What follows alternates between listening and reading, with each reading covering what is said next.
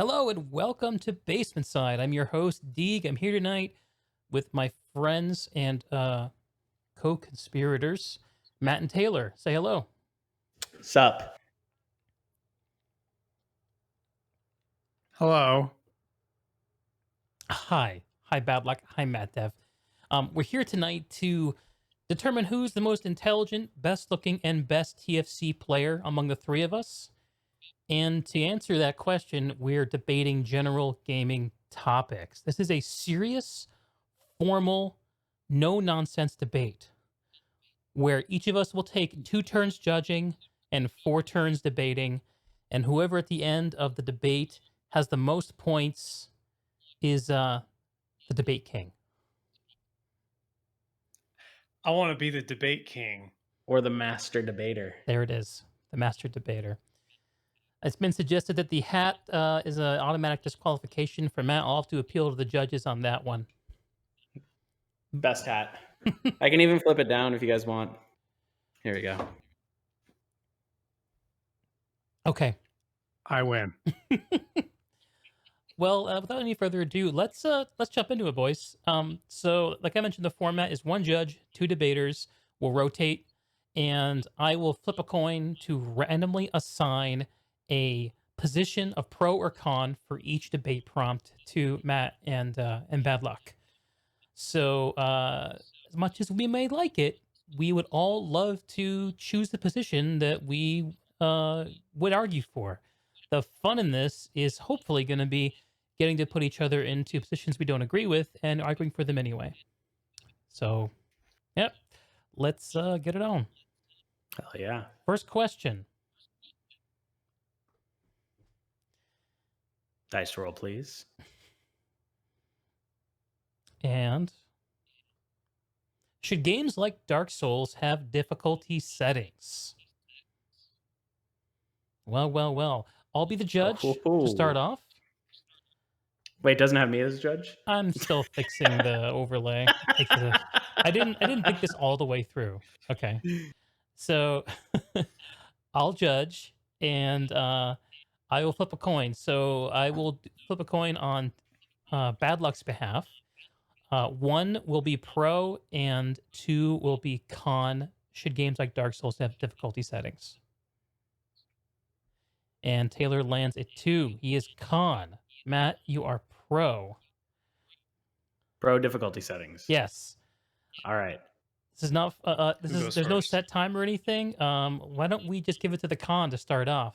Unless you want more time to think and want to defer to No. your debate partner. I'm ready for this already. Let's do this. Jump in, Matt. All right. So they should definitely have difficulty settings because have you ever fucking played Dark Souls or Bloodborne? It's fucking hard. You're Debate wrong.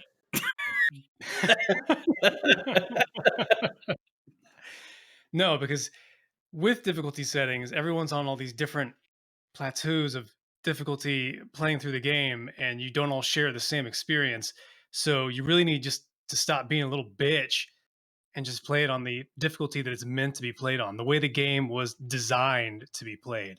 Yeah, but what if you have a disability and like a sensory like reaction time disability and they expect you to perfectly parry a weapon? Are those people, should they be marginalized? Are you saying disabled people gaming, their gaming experience doesn't matter? Yes. Wow, ableist here. Ooh, controversial. I don't know, man. That's a minority. You're making the game for the largest group of people possible so they can all have the most enjoyable, fun raging as possible. Did you just say minorities don't matter? Are you also a racist? Oh, fuck. Yeah. So the This other went off thing, the rails real fast. what if you want to enjoy the story? Just kick back, like play the game. Name a Dark Souls game that has a story that makes a shred of sense.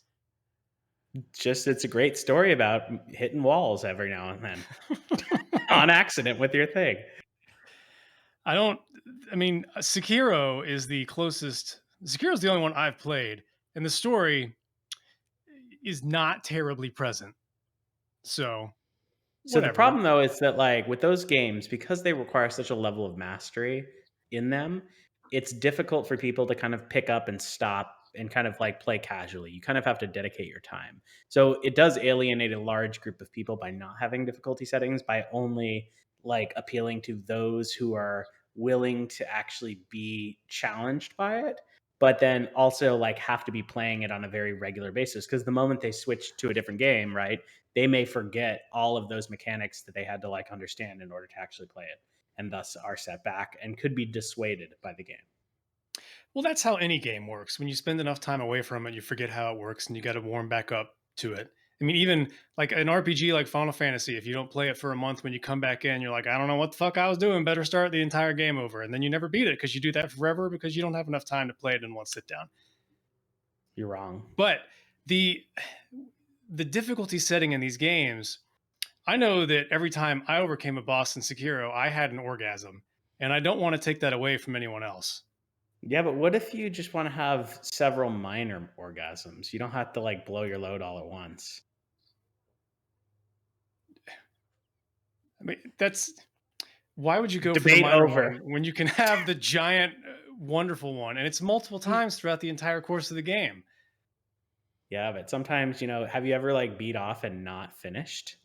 That's what Not playing that once game in is my like life have I sometimes. ever done that. Like you keep That's trying called and being a quitter, trying. Matt. You keep You're being trying a and quitter if you trying don't finish. and fail. I think you should probably do less drugs before you masturbate. Oh, see, is Okay. that can I All right, the judge is gonna step in got here. personal. This debate is starting to degenerate. I'm gonna give each of you one chance for a closing statement, and then I'm gonna call the winner. Should games So like my Dark opinion. Souls have difficulty settings? Matt, pro, go. All right.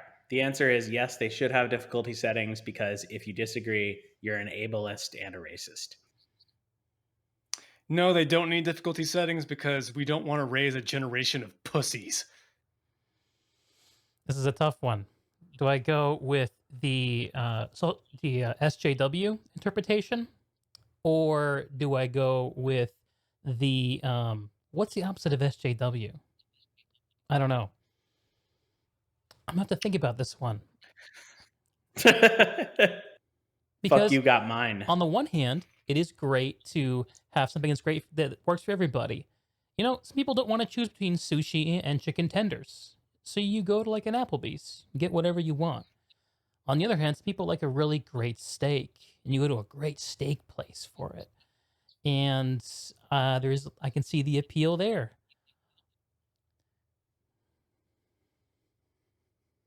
But So I ain't I no win. pussy, so I'm voting for bad luck. Rude. Ha! Yay! Rude. I am the greatest. All right. So I'm actually gonna Matt, I'll make you the judge this time. Hell yeah. And Bad luck loses. It's over. and I'm gonna go ahead and roll pro and con before we reveal the question. Hopefully that's exciting. We'll see. I'll roll it on my behalf this time. So 1 will be pro, 2 will be con. I have rolled con for this question. Okay. Greg con. Bad luck. Pro. And the question is,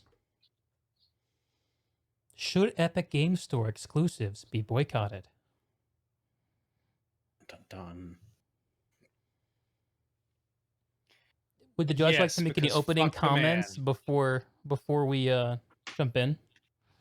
So this is obviously a big point of contention throughout the community, because I'm not going to give you guys your talking points, but Epic Games has been coming through quite a bit with a lot of exclusives. I think Borderlands 3 was one of the first big ones. Diabolical's coming, not as big, but there's several others right there, and some people are tilted about it.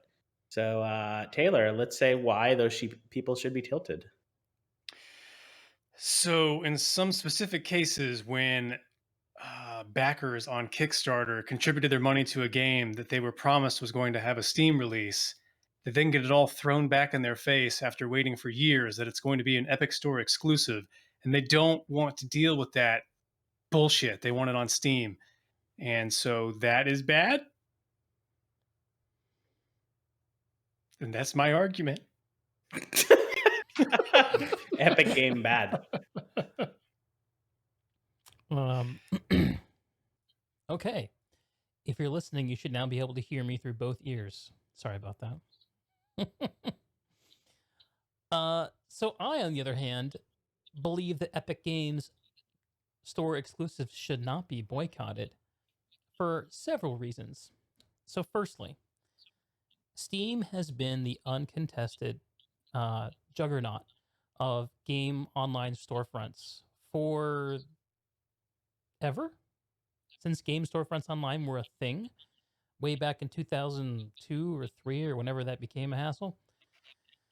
And as much as I love Valve, as much as I love Gabe, and I owe them, frankly, it's not healthy to have no competition. And Epic, although we may not agree with all their business practices, are providing a very useful service of giving competition to Valve and Steam, as well as all the other crappy storefronts out there. We've seen Steam up its game since Epic Store exclusives became a thing. And I think that alone is great for everyone. Furthermore, it's a capitalist society we live in. And exclusives have been a thing forever. PlayStation exclusives, Xbox exclusives. Hell, almost all of Nintendo's first party games are exclusives. I don't see a problem. This is just another example of the one percenters coming in and taking over everything with their billions of dollars, throwing it around, making their game store, taking out all the competition, and not giving their employees health care. I'm not Epic a Store 1%er. bad. You're not. But Is the it Epic true that Store they don't is. give their employees health care? Don't look that up. We don't need to verify that. I'm going to verify that fact. So let's see.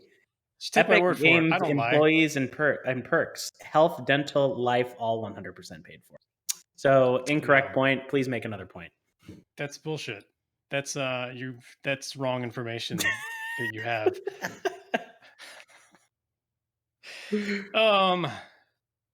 Why should Epic be boycotted? Because China, COVID-19 came out of China and they are backed by what are they? Tencent?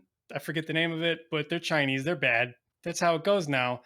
So they are killing the world with COVID-19. Don't buy from the Epic Store. If you buy from the Epic Store, you are potentially killing your grandmother. I was wondering how long COVID was going to take to come into this debate. No, now it's COVID Question time. 2. Not long. It's on the table. Greg, final statement to refute COVID and Epic and their association. My final statement is this. Exclusives have been a staple of the games industry and playing games for 20 years longer. And it's good to have more players in the game. There's no, if Epic Game Store was the thing, there's no saying that all the games that are currently there would be somewhere else. They might not even exist. Epic is funding a lot of these games in a big way. Let's look at Diabolical, a game we all love. They got a huge shot of life from the Epic Game Store. True. Lots of funding. I think someone loves coronavirus. Debate over. So let's just ask the chat actually before I judge. I have an idea of who has won this. Who do you guys think has won this side of the debate? Was it Greg with the no, they should not be boycotted, or bad luck with the yes, they should be boycotted?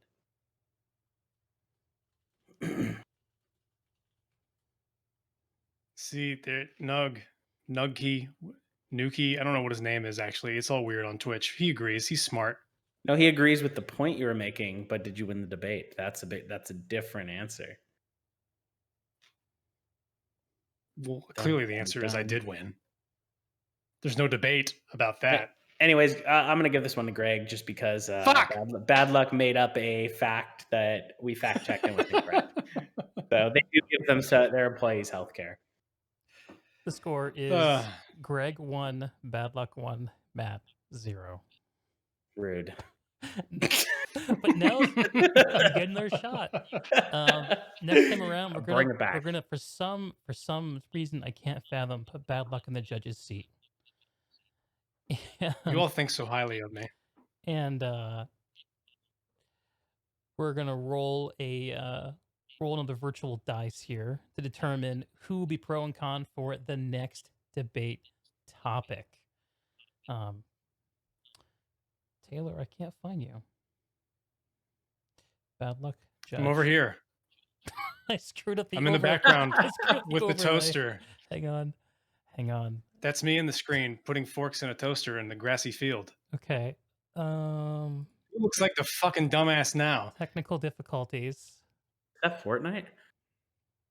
Also, all you had to say about Con was just be like, "Well, Epic has Fortnite." Boom, argument over. I don't think the Epic Store is bad anymore because of stuff like Diabolical. It's an exclusive, but they're also funding the entire game. So in that regard, that's great because the game would not exist otherwise. Polarity, I have to floss on the stream because we literally have a Fortnite background on the screen, so of course I'm flossing. It's within the theme. I'm also wearing a fucking cycling cap. What does cycling have to do with flossing? I don't know. Or is that a Fortnite thing? I don't know enough about Fortnite. You're just going to floss away then. In Fortnite. Yeah, but what about the hat? Unrelated. Okay. Alrighty. The debate stage should be back in action. All the players are arrayed. Let's roll did I roll the dice? Or I don't think you let's did. talk about it. Let's roll it. Bring. That's a weird sounding dice. Sounds like a telephone. So dun, dun. I am gonna roll bad luck's Matt's position. 1 for con, 2 for pro. You got con. Yeah, Boom, I'm ready to con. boom. And the question is, was The Legend of Zelda Breath of the Wild really that good? Oh, man. Any opening remarks, Bad Luck? Yeah, Matt's fucked. I love playing Devil's Advocate, baby, even though I love that game. Judge the argument, not the position. I know. All right, who wants to go first? I defer to you. Pro always goes first. All right, pro goes first. Yeah, Breath of the Wild really was that good. It took an increasingly stale Zelda genre, slapped open world on it, and actually managed to make the best open world game there is anywhere, period. The exploration loop that it implemented is, I think, the most satisfying of any game. It manages to be spare where it needs to be and interesting where it needs to be. And although some of the specific mechanics, like maybe the weapon degradation and the loot progression and the way that it kind of implemented its dungeons with the shrines, you can kind of look at is not the best. The whole exploration part of it really makes it hold together and ring out as good as the hype. Well, you're wrong, Matt. So let's just start from the top, shall we? So first off, Zelda as a franchise is completely stale. You said it yourself at the beginning of your argument, so you're already agreeing with me in the first place. It's the same story over and over. You play this soft-skinned mute like elf person who is going after his super thick girlfriend and trying to rescue her in literally every single game. Like, how is that not stale? There's nothing original about that at all. Second, let's talk about the graphics. I mean, Nintendo, like, it's I guess it was 2017 at the time, and they're running 720p still. It is not 2007 anymore. Like, there's nothing good about this at all. Third, the dialogue is miserable, right? Like, it's a game where you're relying heavily on the story. Where the fuck is the dialogue at, right? And then fourth, it feels like they tried to like force some switchification in this game where essentially they like forced you to aim with your controller's motion, and it just felt kludgy and just overall awful. To be the big blockbuster of the Switch effectively right when it came out, completely false. You can turn off those According aiming to features, your own right? standards, you just put in a fact that's not true. The game on Switch, when you displayed it on a TV, was 900p. Upscaled. Fact check me, baby. No, I don't need to. I know who's going to win this one. Greg, your counter. I'm fairly certain that yeah, when it's docked, it's either 900 or 1080p. So I mean, that's not the most important part of your argument that needs to be looked at, though. I think more important is the emphasis you place on the story. Um, Zelda's story has never made sense. It's never needed to. It's not why you play Zelda. And I think that Breath took a game that was based on a franchise. That's the word. It took a franchise that was based on some satisfying progression and RPG mechanics layered over a very thin world and managed to make it something you would actually want to play for hundreds of hours, which everyone here has. Everyone on this screen right now has done. So, yeah, I don't think the story is that important to get right. I think that when you're going up to the top of a tower and you're spotting a location that looks interesting to you, and you go there and there actually is something interesting there, the story, what Zelda's lineage is, why she's the way she is, or what to deal with her father, doesn't matter. Ganon, Schmanon, whatever. Ganon's just there to give a convenient bookmark to end the game when you're ready. And Breath lets you take your time. It's a game about breathing. It's at the pace of a breath. You breathe in, you breathe out. You take the experience at the pace that matters to you. It's not a game you lean into. It's a game you lean back on, and nothing beats it in that respect. Beautifully said. Matt, go ahead and fail. Well, I think the point about playing it for hundreds of hours, I think, is not really a fair assessment for a game being good necessarily, because of the fact that, for example, I work out for hundreds of hours and I'm still fat as fuck, and so you don't get the right end result at all. I think the other thing that's interesting about it is that, remember how in the game all you essentially do is cook a lot and then all of your weapons break all the time? Like literally your shit and tools are just breaking constantly, and all you do is cook. Like if I wanted to see shit break all the time while cooking, I would just watch my wife in the kitchen. Unexpected domestic burn. So yeah, shitty game. Overrated. I think I made All my right, closing and Greg comment. wins the debate. Sorry, Matt. You got RNG'd on this one. There's no winning this debate if you're the con. That's literally impossible. Well, hopefully one of these next questions will give an interesting con position. We're about to rotate again. I'll judge the next question. We've done 3. We got 3 more. Let's hope we can make it interesting. So, okay.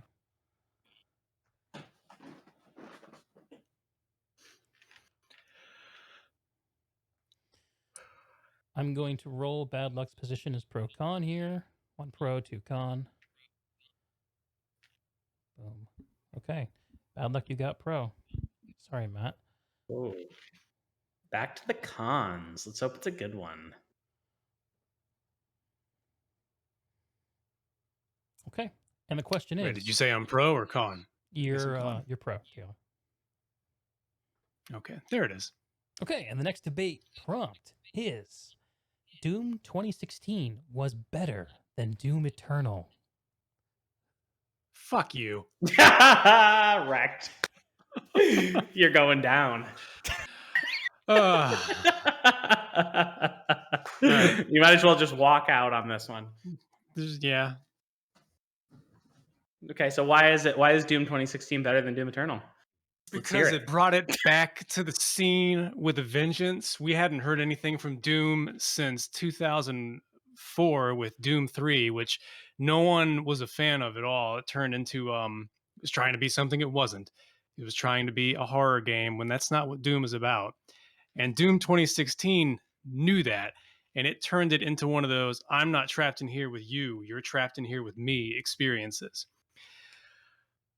And Doom 1 or Doom 2016, excuse me, it figured everything out to begin with. It got the glory kill system down, the chainsaw system, the armor system down, and Doom Eternal was just more of the same. It's just more levels that do the same shit. So there's really no point in playing it because it's just a continuation of it. If just play the original flavor, why bother with the next one? Matt, your counter. Everything you said is wrong. So basically, it's completely different game because all you did in Doom 2016 was just run around with a super shotgun and fucking kill everybody, right? That was literally all of Doom 2016. Doom Eternal added a whole bunch of different mechanics. You have tons of new movement mechanics. You have a bunch of different like boss mechanics that are weakened in a bunch of different ways. You even have this like epic lore, like literally chapters of lore that I just want to listen in audiobook format as I fall asleep in my bed, in terms of how the fucking Kako monster has evolved from, I don't know, an egg Cock and like a monster. sperm. Anyways, the point is that it took everything that was great in Doom, which are basically the killing mechanics and the sort of the different monsters and the actual like art direction of it, but it added an element of puzzles and sort of platforming that did not exist in the previous Dooms. So I would say that it is a far superior game than Doom 2016. See, as you just said, it took everything that was great about Doom 2016, the game that came and laid the foundation for excellence. Doom Eternal would not be what it is without Doom 2016. So ipso facto, bettero. So you're saying you agree with me that it's better? No, Doom 2016 is better. Did you fucking listen to what I said? You said that it took everything and it wouldn't be what it is without it. Yeah, that's true. It's better. So ipso facto, if it didn't have Doom 2016 to look back on, it wouldn't be as good. So thus, Doom 2016 is better. I win.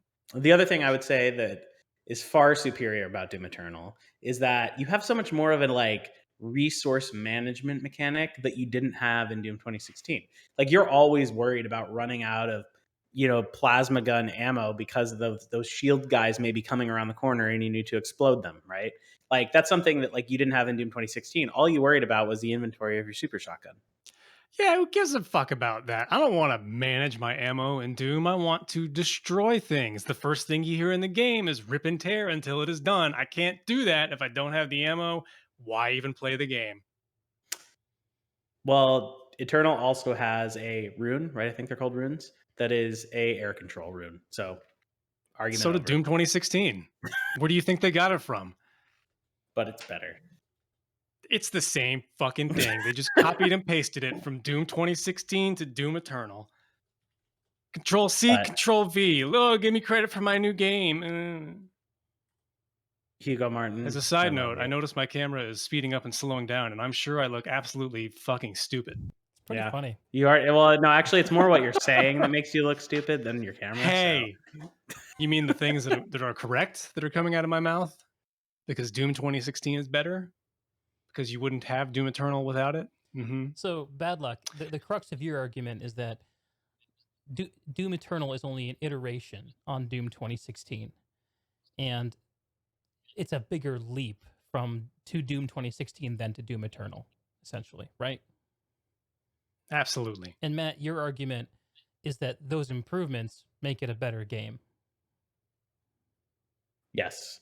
And it actually didn't just improve upon it, it actually rewrote the Doom book.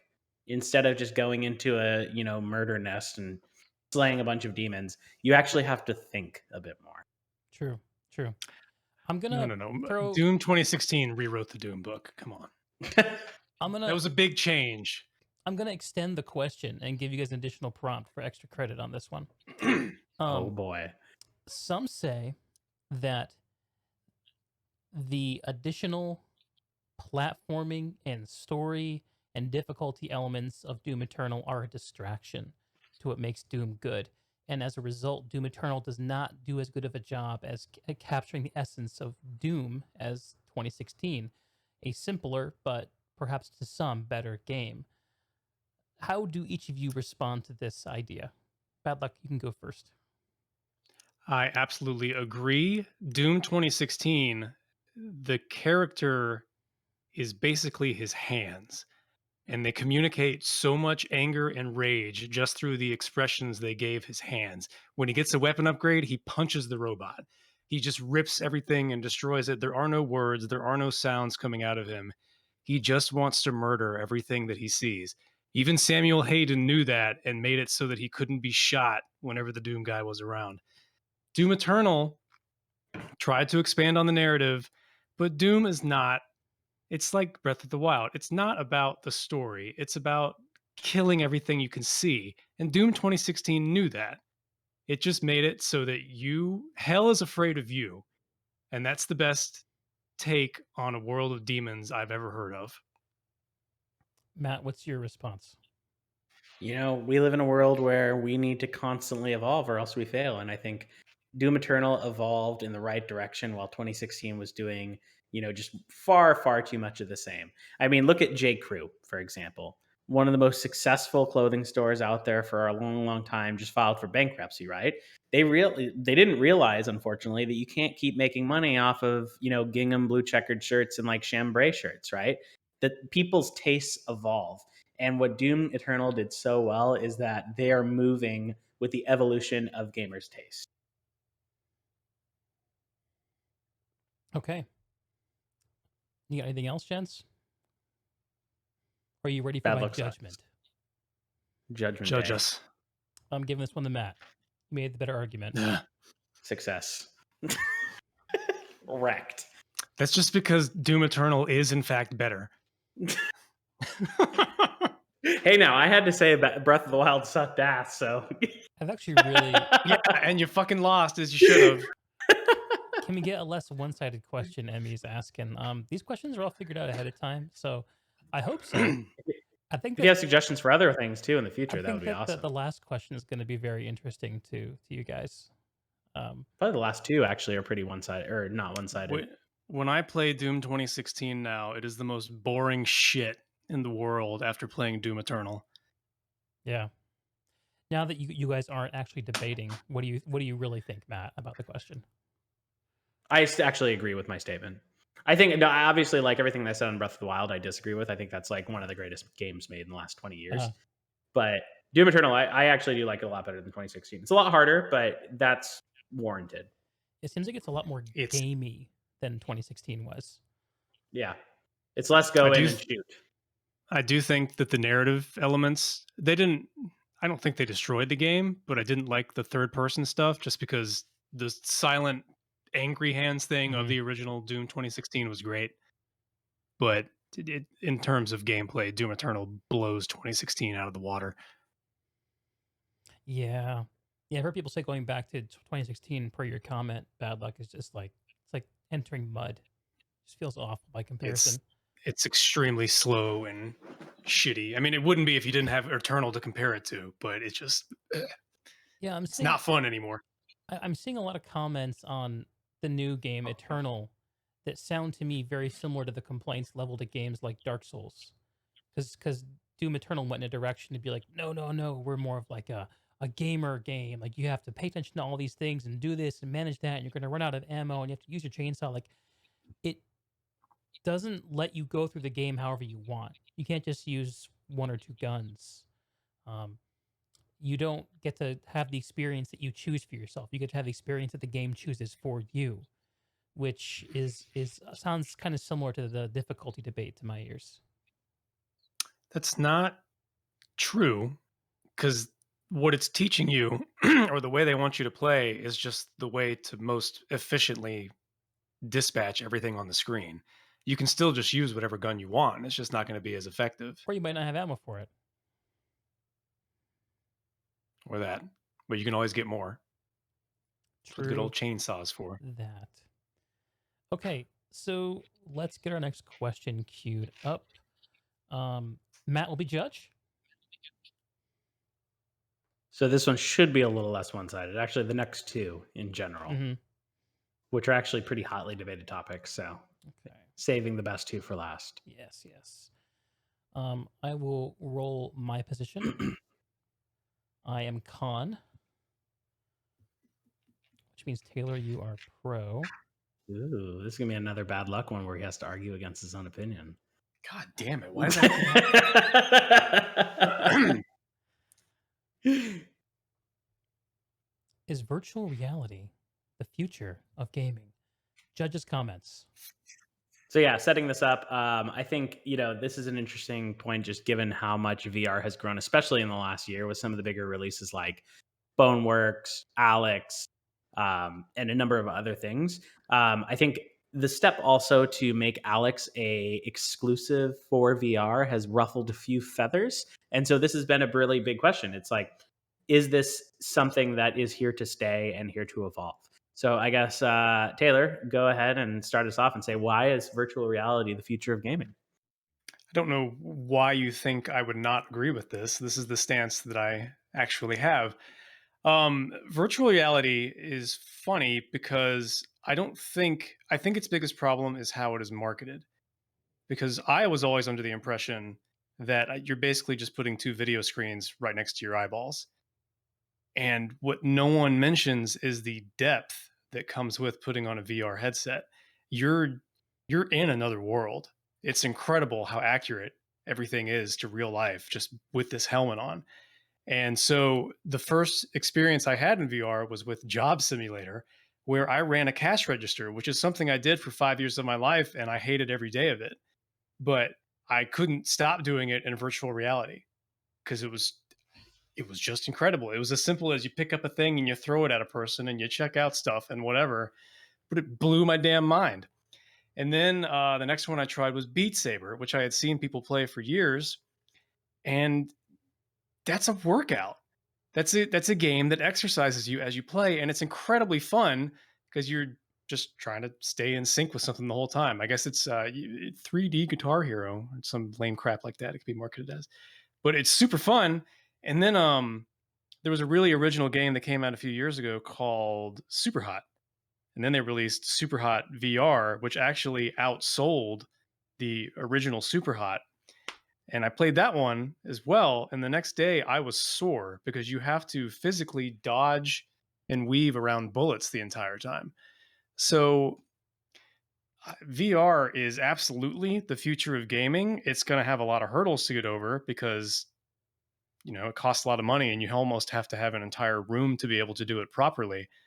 But the experiences it brings are not matched by anything that I can think of that has existed for quite a long time. Cool, Greg. Counterpoint. I don't disagree with anything he said, actually. But I'm also going to say that I don't believe virtual reality is the future of gaming. And my argument is pretty simple and I think hard to disagree with. um, Video games are what they are today because we have two-dimensional screens and mice and keyboard and controller. The plural, commonly accepted format of games is always going to be based on the interfaces that are actually commonly available. And virtual reality is incredible. It's an amazing experience.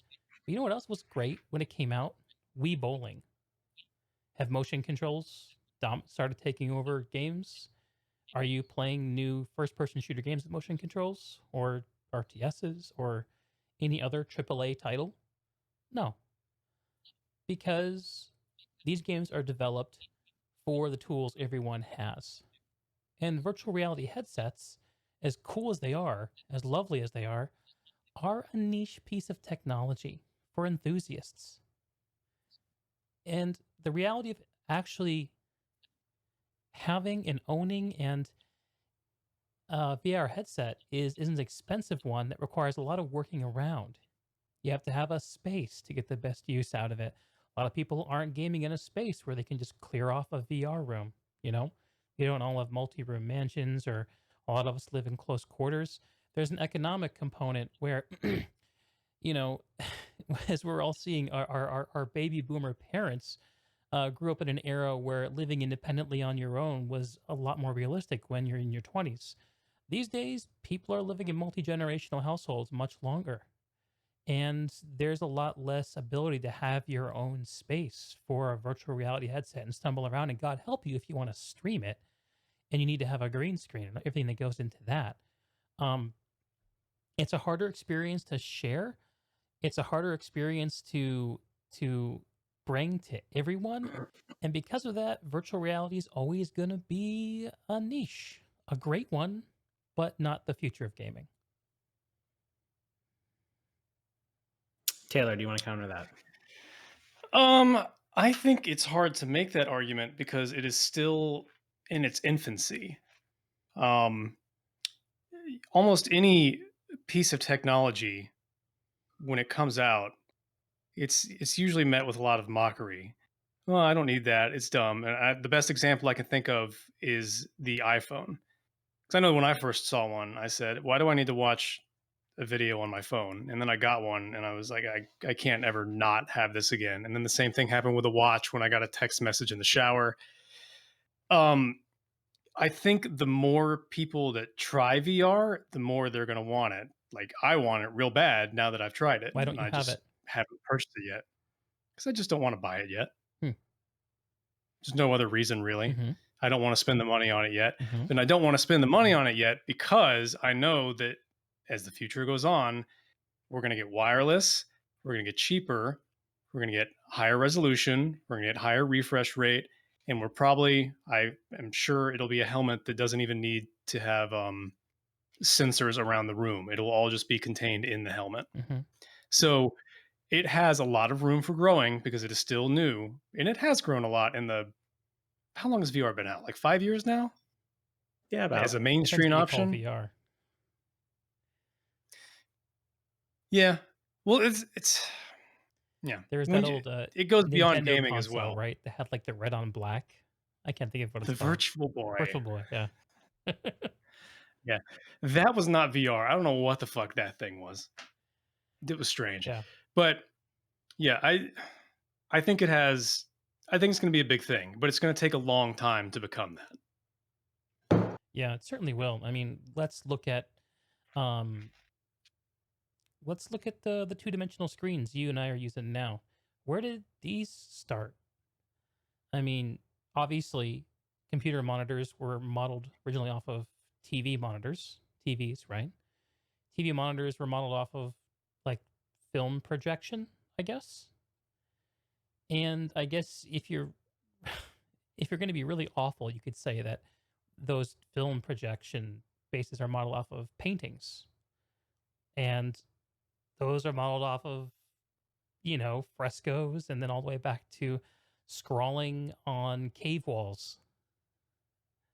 Like, this is a very old piece of technology, projecting an image on a two-dimensional surface. It's taken a That's thousands and thousands of years to get to the point where we're playing at 200. We're playing Team Fortress Classic at 250 frames per second. Okay, and but it's not about like the future of gaming. Um, I just think that the timeline that VR needs for acceptance, what VR needs to be VR gaming needs is not better games. Is it needs non-gaming applications. All you and me and Matt all have gaming computers. Computers built for gaming. But most people that play games don't play them on gaming computers. They play them on their laptops for school. They play them on their desktops they got for productivity. They play them on consoles because they can't be bothered to figure out a computer. Those those computers people are playing on, they have them for other reasons. Phones are another great example. People don't buy phones to play games on them. They buy phones to make phone calls, send texts, keep in touch with people. They also play games on them, and the reason that games are popular there is because the platform is already great. You already want to have this as part of your lifestyle, and then people add games on it. people already want to have computers as part of their lifestyle, and they add games to it. What's the lifestyle application for VR outside of gaming? I don't know what that is, and Mhm. maybe that's just my ignorance, but that's my perspective. I have a really good lifestyle application for VR. Oh boy, He's talking about you're pornography. supporting the opposition. VR, VR is. I don't think gaming is VR's greatest success at the moment. I mean, it has tons of applications and advertisements, YouTube videos, which goes into phones. You just get one of those little headsets and pop your phone into it, and then that's your VR experience with a video. Um, oh shit, what was the other thing I was going to say? Well, there's the HoloLens from Microsoft. That application was meant to be like you could be in someone's house repairing something, and it's augmented reality Hmm. on top of virtual reality. Just all sorts of stuff like that. There are tons of applications that go beyond video games, but we're talking about the future of gaming specifically here. And it's not the only direction to go in, but it's where things are going to ultimately end up. Everyone's going to eventually get tired of their two-dimensional screen. They're going to want their hollow screen or something like that. And have you experienced VR? Have you put on a helmet and played a game? I have not had the pleasure. Okay. See, that's where the difficulty comes in because it's like when you're trying to market a 120 hertz monitor on a 60 hertz monitor. You can't. You don't know what it looks like until you're seeing it in person. And that's how virtual reality works. You don't understand how amazing it is until you put the helmet on because like I said earlier, it is so mind-blowingly accurate with depth and what's the term here? Reaction, I guess. I don't know what word to use. That you have just been transported to another place. And you get so into that place that you have to have your friends tell you if you're about to punch the shit out of the TV on accident. Yeah. So it's just until you can do it, you just don't get it. But then once you do try it, it's hard to not do it. I want to play Half-Life Alyx really bad, not only because it's a Half-Life game, but because the level of detail and the world they've created looks insane. And I really want to experience that.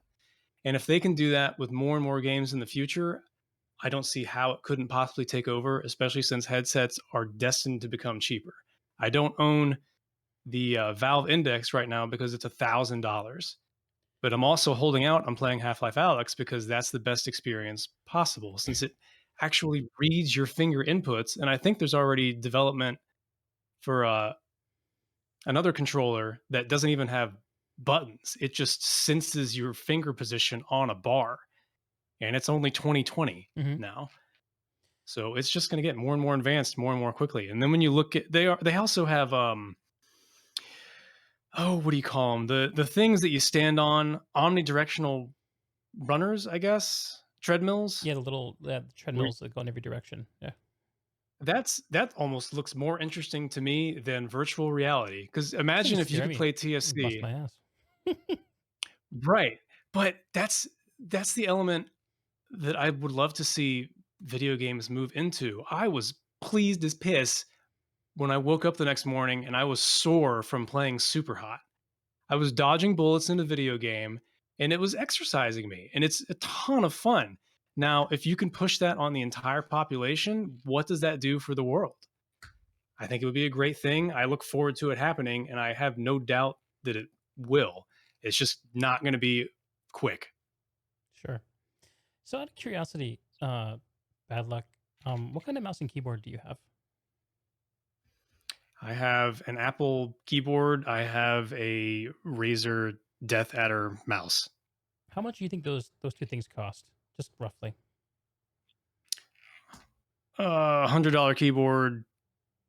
Matt sent me this mouse. What is this? $110? No, I think it was only like $60. So So, it's Oh, a free mouse. like $170 on a mouse and keyboard. So this is the kind of perspective we're getting here in this room right now. I think all three of us have spent roughly that much on our mice and keyboard at a minimum. I know I'm above that, Matt. I don't even want to guess. What about you? I have one single keyboard right here. Let's just show it for the camera. That is, oh, and I unplugged it, but it's $300. into this one, I think. So yeah, Yeah, I'm sure that's his cheapest. yeah. I think I have more expensive ones in Hit the up our back. Discord for some nice keyboard discussion if you guys want to nerd out on He that. did. He built the keyboard himself. There's a bunch of people who build keyboards in our Discord for some reason. Yeah, Yeah. because we're autistic. So, of course, of course, of course, you guys are gonna love VR headsets. Of course, I am too. I actually want one too. I want to play. I want to play Alex too. Like I'm on the same team as you guys. And I'm not arguing that VR is great. I'm not arguing that it's not a superior way to do certain kinds of storytelling and presentation and experiences. I'm just arguing about the future of games. Like cell phones, I think, are more likely to be the future of games than um, than VR headsets because cell phones, for a lot of people, are supplanting the need to have laptops and computers, and everyone's got one. You basically can't live your life anymore without a cell phone. So even it's not about how good it is. It's about how big it is. And as far as the overall footprint goes, you look at the dollars spent on it, it's it's tiny now, and I don't see it getting big anytime soon. And I agree. as It's League said, it's not that around the is she corner, said. but it's undoubtedly the future. Yeah, but how long? Doesn't matter. It just says the future. Within our lifetimes? Yeah, in our lifetimes, technology jumps real damn This fast. is gonna be a new I mean, thing hell, forever. think about We'll look back on we grew this. up with 8-bit, and then you just saw this. Did you watch the tech demo for Unreal 5 today? Hell yeah, man, that was sweet. Yeah, that's fucking crazy. And that's just in like 25, 30 years.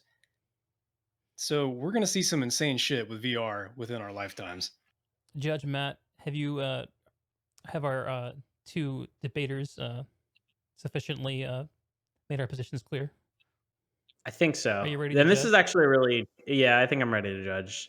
This is a really tricky one because I think that, like, Greg, you brought up some really good points about how the accessibility of this is super challenging. And I think Taylor brought up some really good points about how this is, I guess, less of an evolution and more of a like separate direction or a separate platform, I would say. And so it's kind of tricky, but I think I'm gonna have to give the slight edge to Taylor on this one. Ah, Just because the accessibility is one thing, but maybe it's just a different market, just like PCs were, right? Like PCs originally used to be the niche nerd market, and look how big it is now. congratulations, bad luck. Thank you. I'm going to remember this moment forever and bring it up all the time. So the funny thing is, I actually I kind of agree with the position I was randomly assigned. So that's probably what made this what made this fun. You've got good points. I mean, I don't know. I know it's going to get cheaper. And I think with cheapness comes more accessibility. The hardest part is going to be the space. But if they can figure out how to make it so you don't need external sensors and it's all just built into the helmet, I Mhm. don't think it's going to be too big of a deal. The biggest hurdle I think VR games have to get over, and I think Alex kind of did this. Matt, you said it made you sick at first, but you got used to it, is making it so you don't have to teleport everywhere.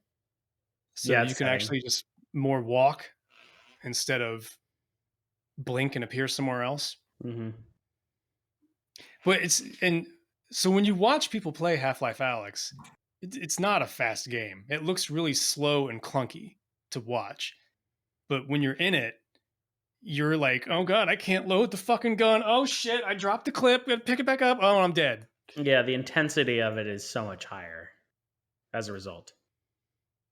Emmy brings up an interesting point about glasses, about how goggles So without one thing glasses about can't be. glasses, as a glasses wearer myself, there's a company. Actually, I think I have them right over here. One second. So there's a company called VR Optician, and they make little things that you insert into your headset, and they're basically matched to my prescription. Prescription lenses? So That's intense. yeah, they're prescription lenses for, like, you just stick them over the top of the lens itself, and so it works perfectly. That's cool. And they're cheap. They're like, you're already paying for the VR headset. But this is like what's like $45 or something like that, $50 for the prescription lenses. So yeah, works perfectly. VR definitely has a large hurdle in comfort to overcome. I don't know what the index feels like. I'd imagine it's very nice since it's $1,000. But the one I used was the PSVR, and it is a clunky, painful pile of shit. But the experience is still so fun that you just kind of forget about how much it sucks to wear it. Yeah, the index is pretty comfortable. The biggest annoyance of the index is the cord, which there is no wireless alternative for that, unfortunately, at the moment. I think there will be at some point. I hope so. I just found myself playing that game and I would get tangled in the cord a lot, which was really annoying. But I think that otherwise I can wear it for a long time. It's actually, but I also get I get motion sickness quite a bit, so I have to usually take breaks myself. But It's going to be wireless at some point. I'm I hope so. wirelessly sending video from my iPhone to Skype, which then goes across the country to you, which then goes to a Twitch server somewhere. And that's all happening in 5 or 6 seconds. Less than that. So they're definitely going to make Yeah. VR wireless. Mhm. Yeah, it's pretty cool. I think that funnily enough, I think that one of the bigger stumbling blocks for VR is probably going to be helmets. People are not going to Yeah. want to wear helmets. They're going to feel stupid. And Well, not feeling stupid is important to a lot of people, not us, obviously. they'll, I imagine, just my sci-fi thing, you know, you have your VR glasses that you put on and it somehow blocks out all the light around you and you only see the virtual world because maybe just those lenses are all you need and they block the light out. There's going to be, you'll be blown away by some shit they make in the future. It's bound to happen. You know, I think it's actually going to happen. I watched the recent Elon Musk interview with Joe Rogan. He talked about the brain interface. Did you guys see that? Yeah, and Gaben talked about that too, right? Where Musk was essentially describing basically an implant that they take out a chunk of your skull and put a computer in there instead, and they put wires into your brain, and you can do whatever you want with it, like restore, the like fix the inability, like fix paralysis, and like I'm butchering this, I'm sure, but it's easy for me to imagine that if you can get wires into your brain, you can override your optical nerve and send whatever signal you want through it. That's some cyberpunk 2077 shit. Oh yeah. Heck yeah. Oh yeah. Can't wait to make my big old Johnson in that game. I'm gonna make mine true to scale, so it'll be really small. Customizable genitalia. Gonna have the sickest dick, dude. So do we have I don't time for even one know. more prompt, boys? Yeah, Can we do let's it? do it. Just because I'm really looking forward to this question. Okay. And please give me con. Fingers crossed. So let's roll the positions. This is I've gonna not been be looking at them, so I'm surprised by them all. me versus Matt. You're gonna judge bad luck. Which I think is gonna bum you out for this particular question. So I'm rolling my position. 1 for pro, 2 for con. I am con. Sorry, Matt. Damn it. And the question. I bet he didn't actually roll. He just knew you wanted it, so he took it. I rolled it. Should customizations such as clear explosions and high contrast textures be banned from competitive play? Comments from Oh man, Judge I understand why I Badluck. would judge. I would have never shut the fuck up about this.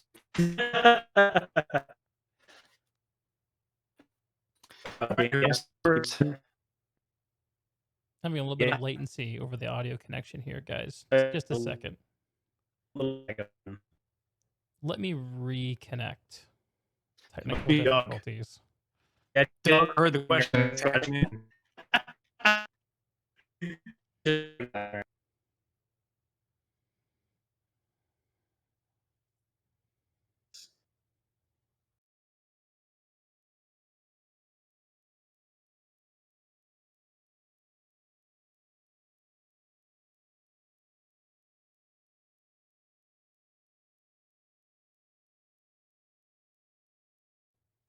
We're back. Sorry about the interruption. Bad luck, you were giving your judges' comments to start? I was not. I was asking who wants to go first because I know that I will never shut the fuck up about this. and no one wants to hear that. So, let's hear from the pro man, Matt. Go. Well, okay. So should they be banned? Of course they should be banned. I think we're in an interesting place right now. So if they didn't want the textures or explosions to be a certain way, why didn't they make them that way in the first place, right? It is the reason why, yes, there are reasons where people change crosshairs and models and stuff like that because of more of a like visual preference sort of thing. But using it as an advantage specifically is effectively a light form of cheating, right? I mean, you could argue that seeing through walls is just as bad as seeing through an explosion spray, right? Those are all things that basically are giving those sets of players an advantage that other people do not have. The other difference in variables that players have that they can control, right, that are not effectively modifying the core mechanics of the games are they can build a faster computer, they can get a better monitor, they can get a better set of mice, etc. But when they're actually like modifying the game to give them an advantage, it's no longer competition. It's like saying, hey, we're competitive runners, right? And we're going to use those shoes that have like a slight spring in them to make them faster. That's essentially what modifying these customizations are. So Strong argument. Strong argument. On the con side, I think it depends on the context. I mean, if you're talking about a backyard basketball league with your friends, how important is it if someone takes one step too many when they're dribbling? fucking cheating. How important is it that the guy had his toe like a centimeter over the 3-point line when he took the shot and gave himself 3 points? Is it really important to make sure that we're maintaining the highest standards of competitive consistency and rigor? It depends on the context.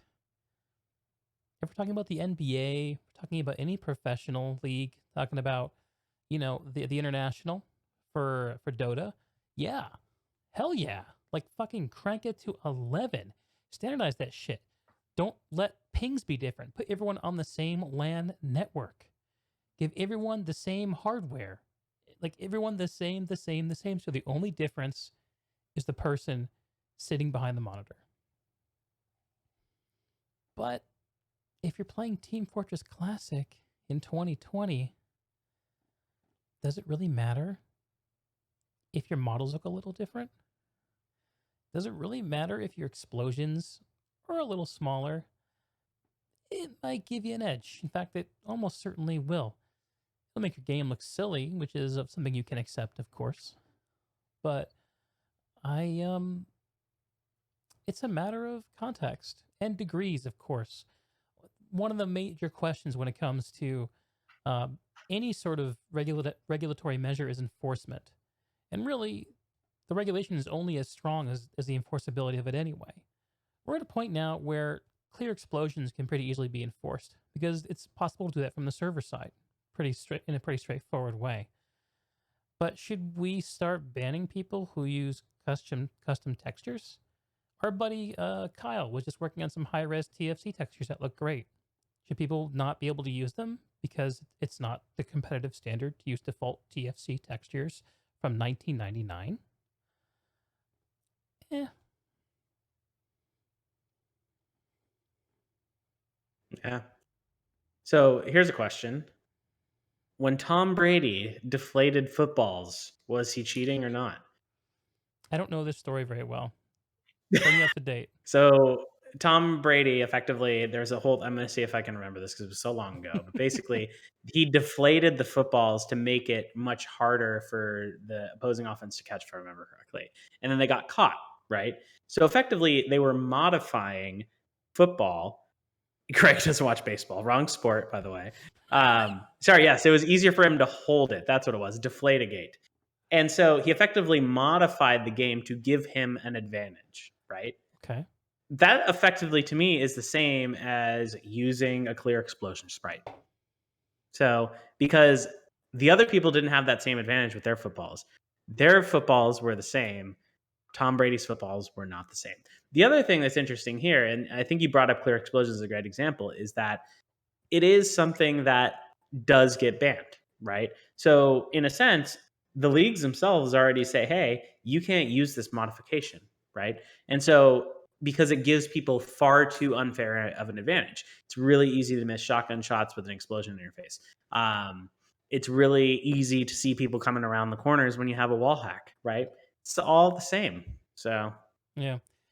So I don't know that much about the Tom Brady thing. I'm not sure if I'm going to comment on that. But about the clear explosions thing, I mean, this comes back to my point about the context. In a matter of degrees, like certain things are important because they actually do have a big outcome. Like the clear explosions, TFC is such a spammy mess, especially on certain maps. If you can have a grenade go off in front of you and be able to shoot a shotgun through it or a rocket, that's a big edge. I agree.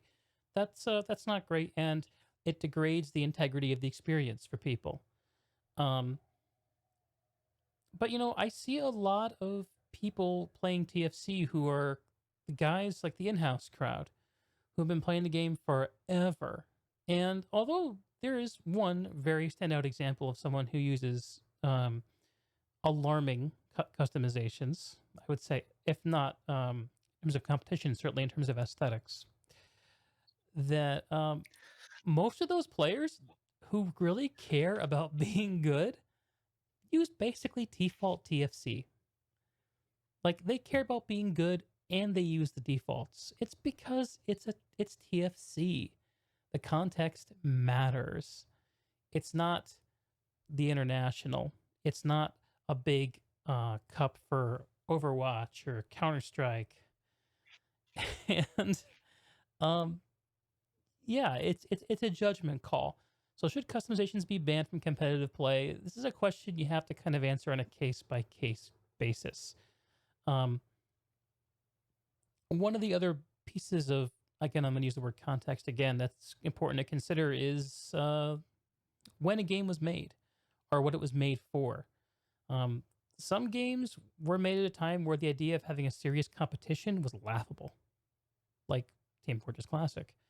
Some games, like Overwatch, were made during a more modern era, but you can still use custom skins in that game. I'm not sure. Is there competition override in Overwatch where you can enforce like default skins?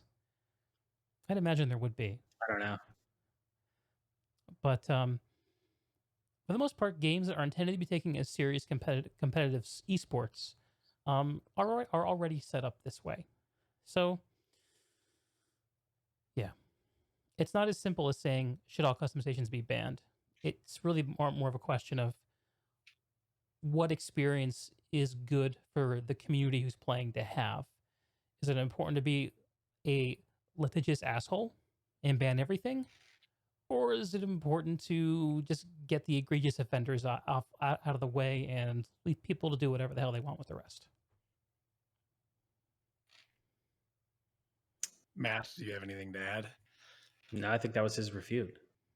All right.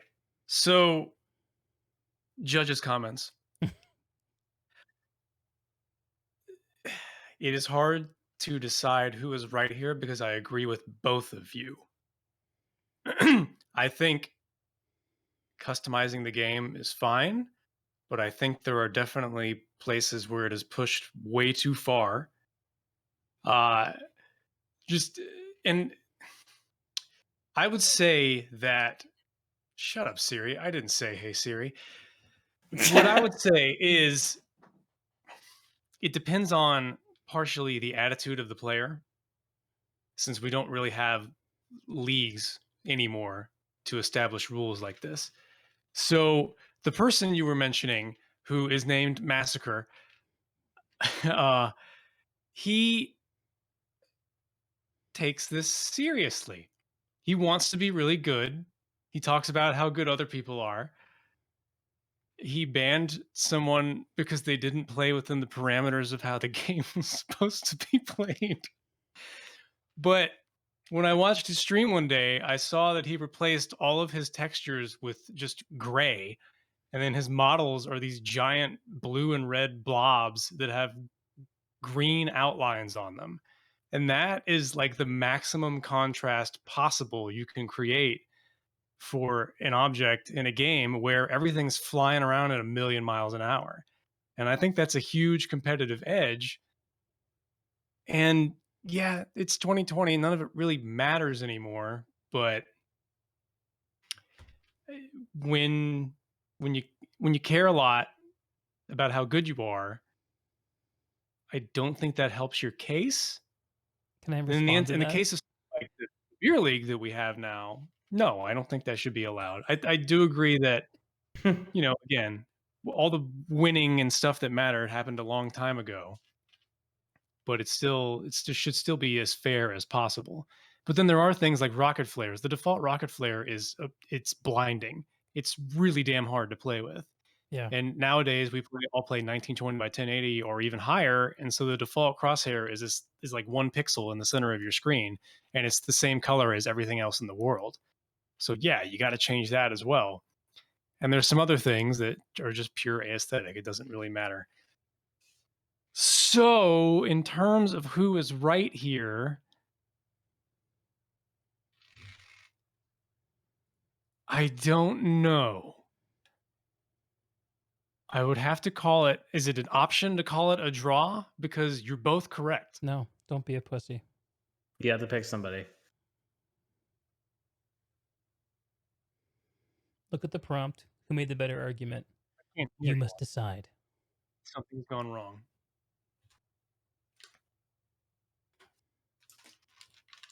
Technical difficulties?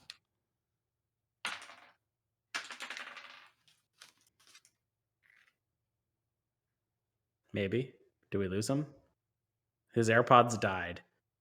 Good job, Steve This Jobs. is some dramatic tension. Yeah. We've All unintentionally right. worked Whatever it. you were saying for the past minute, say it all again because I couldn't hear any of it. You're just all collectively pausing. We seemed it was a dramatic tension thing you were doing. Ah. Well, so is it an option to call it a draw? Because I don't. No, No, you I have don't- to pick. Who made the better you got to argument? pick. Well, the better argument was Greg. Aced. Ba-da-ba-ba-ba-ba-ba-ba. The big winner. There it is. The better argument, but I don't necessarily agree with him completely. That doesn't matter. It's who made the better argument. Thanks, fucker. So congratulations. Congratulations to me, the winner of the first Basementside debate. It's rigged. It was rigged. That's The host who flips the coin wins. It's rigged. I deserved it. I deserved it. I'm the one who put hours into this ridiculous overlay, so I gamed it. I gave it to my best on me. It was my hat that lost it, I guess. Hey, Castelli makes great hats, guys. Especially Oh when no, you're keep sweating that on a flipped bike. up. Keep it No, we're flipped up. flipping That it looks down now, terrible. bro. Yeah, I agree. Flip it back up. You got to put it back up. Nope, not gonna happen. Someone take a screenshot and send it to Wheaties. I bought this hat like 15 years ago with the idea that I was going to mail it to everyone in TDA and get them to sign it. And so I told them I did that. And then everyone told me that that's fucking stupid and I was a dumb asshole. And so I never did that. Are you sure it was because of the hat? I think it was just because of who I am. I can't. I didn't think of that. So I know, Matt, you got to run, but before you do, how did you guys think that this debate went down? Did you have fun? Yeah, I think it was good. I think the two changes to this, and it'd be good to hear everybody else's feedback on this, is one, making sure that the questions are a little bit more balanced, Yeah. such as the last few. And then two, I think it would be interesting if we got a separate moderator in here Mhm. who actually would ask us the questions where we don't know what they are beforehand. Right. As opposed to me being a participant and a moderator. Yeah. And no flossing. You got oral hygiene is important, everybody. Make sure to floss your teeth, especially after you eat chicken. Get a water pick. It's amazing. All right. Well, on that note, let's end the stream now.